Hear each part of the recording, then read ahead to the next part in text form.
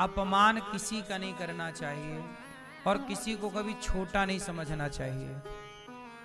छोटी सी चींटी से भी हाथी डरता है।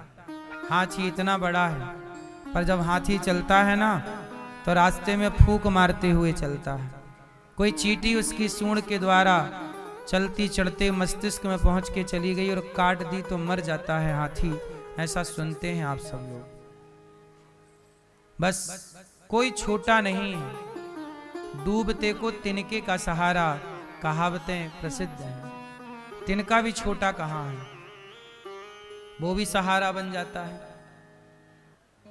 इसलिए इस बात का घमंड मत पालना कि मैं कुछ करती हूं, मैं कुछ करता हूं, मैं कुछ। लोग मेरे से यही पूछते हैं कि महाराज जी ये पूरा गौरी गोपाल पूरी व्यवस्थाएं कैसे चलती हैं।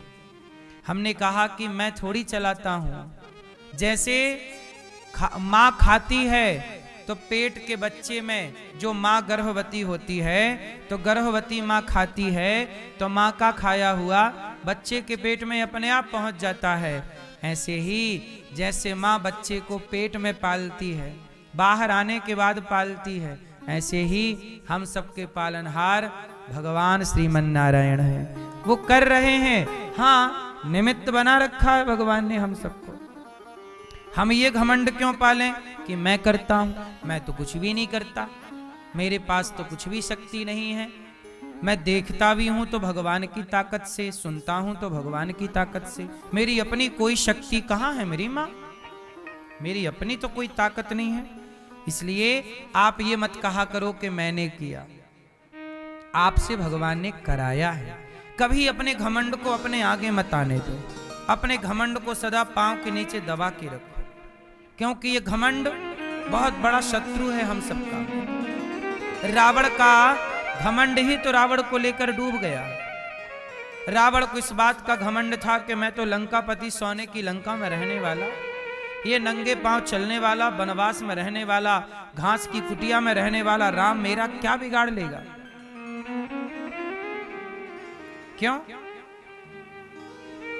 क्या बिगाड़ लेगा। लो भैया, रावण का घमंड, रावण को इस बात का घमंड था कि मैं सर्वशक्तिमान हूं, जो चाहूं करूं, कोई रोक नहीं सकता। कोई भी स्त्री उसे अच्छी लगती उठा के ले आता, कोई उसका कुछ बिगाड़ नहीं। रावण से कौन लड़ता, वो तो एक राम है जो लड़ गए, वरना रावण ऐसी हरकत पहले भी कर चुका है। और रावण का इसी घमंड, रावण किसी अभिमान ने रावण का सर्वनाश कर दिया। आपको भी अपना सर्वनाश करना हो तो अभिमान पालो। अभिमान नहीं साहब, जितना धन धान्य मिले सहज होते चलो, सरल होते चलो। इस बात का घमंड ना पालो कि मैं हूं, मैं था, मैंने किया नहीं। पहला अभिमान त्याग दो, दूसरा मोह त्याग दो। क्या त्याग दो मेरी मां, मोह। मेरा मेरा मेरा मेरा, मुझ में कुछ नहीं, जो कुछ है तेरा। आप कहती हो कि ये बेटा मेरा है, ये परिवार मेरा है, ये कहा करो कि गोविंद मेरो है, भगवान मेरे हैं। भगवान मेरे हैं और कौन मेरा है ये बताओ। कितना भी मान लो, अभिमान त्याग दो और मोह त्याग दो। ये जगत मेरा है, ये छोड़ दो। भीतर से ये जान लो कि भगवान मेरे हैं। बाहर से व्यवहार में ठीक है पकड़े रहो, व्यवहार से पकड़ना है। क्यों, भीतर ये जान लो कि आपके भगवान हैं। अच्छा ये बताओ, पकड़ने में सुख है कि छोड़ने में? उत्तर दो, किसमें है? तो फिर एक हाथ से दूसरे हाथ को पकड़ो, जरा पकड़ो सब लोग। मैया, कालसी मैया,